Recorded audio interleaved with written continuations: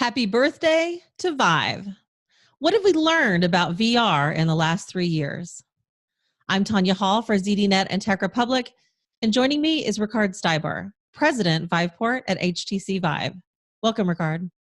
Thank you. Super excited to be here and really look forward to this conversation. Explain Viveport in relation to HTC Vive. So Viveport is this place you go to find great content experiences. It is kind of your airport into the virtual reality multiverse. So this is where you go to go back in time, to go into space, to find new creative apps or games or anything. So it's kind of your destination for finding great content experiences. And I think the thing that's unique with Viveport is not like your normal app store. We recently launched something called Viveport Infinity, which is kind of your Netflix for VR. So you become a member, you sign up, and then you have hundreds of apps and games and videos as part of that membership. April the 5th is your Vive birthday. Yes. So what has changed over the time since you've launched Vive to today? I think when we started, so it's the third birthday. So we started in 2016. And we started with a normal Vive, and since then we had the Vive Pro, much more high-end, coming out. And at CES January, we launched Vive Pro Eye, so eye tracking, which is a great way for you to interact with computer and objects in virtual reality. I think the big thing for this year and next year is going to be these standalone devices. So you don't need to connect it to your PC, you don't need to connect it to your mobile phone, you just put it on, which means that the audience for VR will be much broader. Typically, people have their high-end PC in their workroom or dorm or office or something.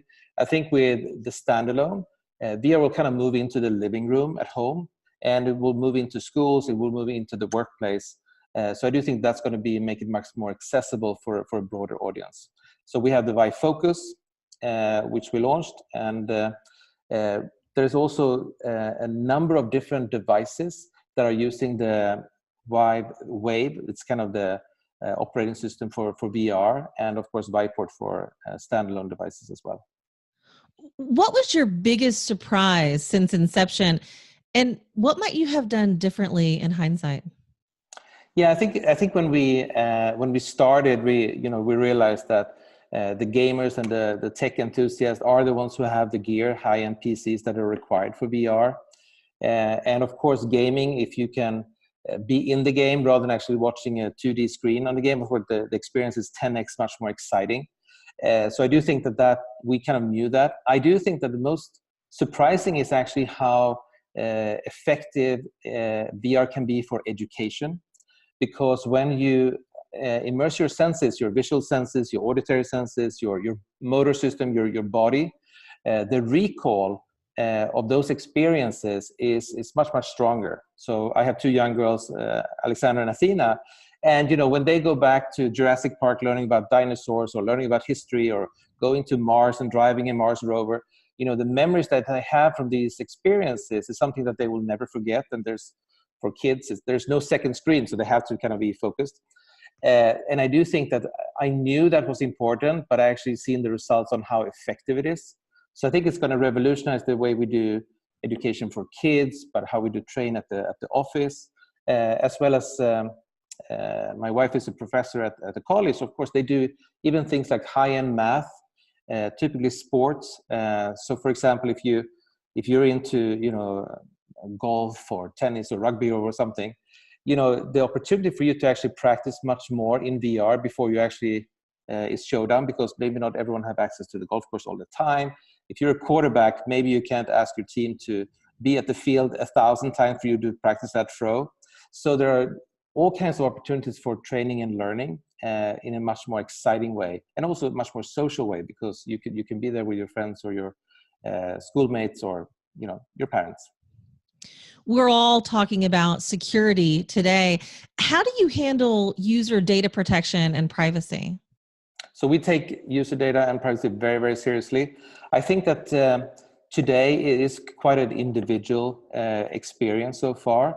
There are a lot of more social experiences where you need to give individuals the tools to sort of keep their boundaries, to avoid things like bullying or things like that. But also for giving the platform or the app some tools where they can basically managed relation. I think we had, I think everyone had pretty bad experiences on many different social networks already today in the normal internet. And I think what we're doing is we're taking those best practices and learnings and making sure that they are sort of the minimum standard for VR. Does the inflated cost of video cards due to crypto mining affect technical or business decisions that you're making in regarding to the development of this emerging tech? No. No, easily put. No, not really. I don't think so. I don't think so. And I think what's happening is that I think as every year, you asked me what's changed, is of course the standard of any new PC today and the graphics cards that they have versus 3 years ago, it's a big difference, right? And the same thing for standalone, which is kind of using, Qualcomm's Snapdragon sort of mobile chipsets.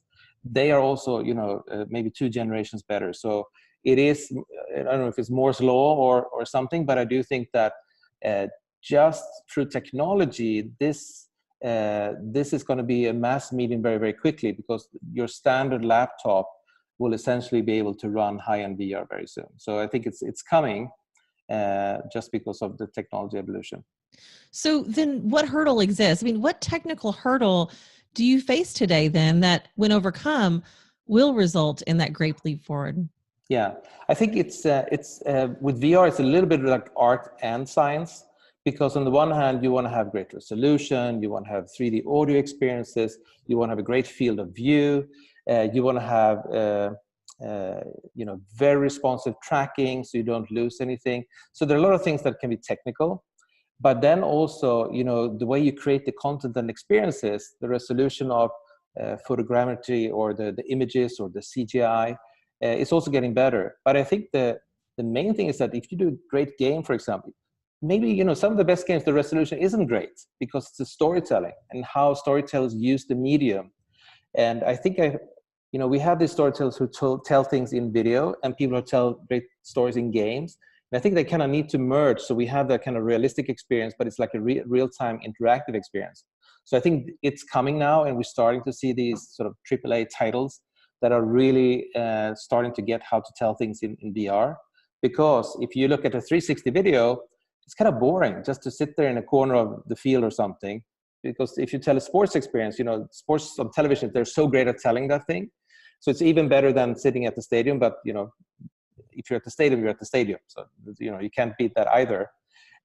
So I think that we need to sort of find the best of storytelling like sports, as well as sort of being there at the stadium, having that kind of social experience of being there in the unique moment. So I think it's more on the storytelling right now.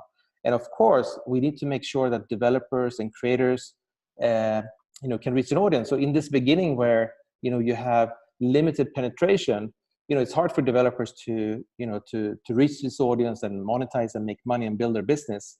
So that's kind of what we try to do with Viveport. We try to make sure that when you create an experience that you can publish on Vive, you can publish also on Oculus on Viveport. So we're kind of platform and device agnostic. So we're really trying to help these developers and creators, not necessarily the big guys, because they have serious budgets, but these indies who love VR or AR, they have a passion for it. Maybe it's education, maybe it's for games, creativity, or whatever it is. How can we help them reach an audience and actually start making money? So that's kind of what all my team are, really passionate about. Very exciting future. Thank you for shedding some light on that. If somebody wants to connect with you, Rikard, how can they do that? So they will find me, Rikard Steiber, on Twitter or LinkedIn or on Facebook. Thanks again. That was Rikard Steiber, president of Viveport at HTC Vive. And if you guys want to find more of my interviews, you can do that right here on ZDNet or Tech Republic, or go to my website, tonyahall.net. I've got links to all my social sites. Thanks for watching.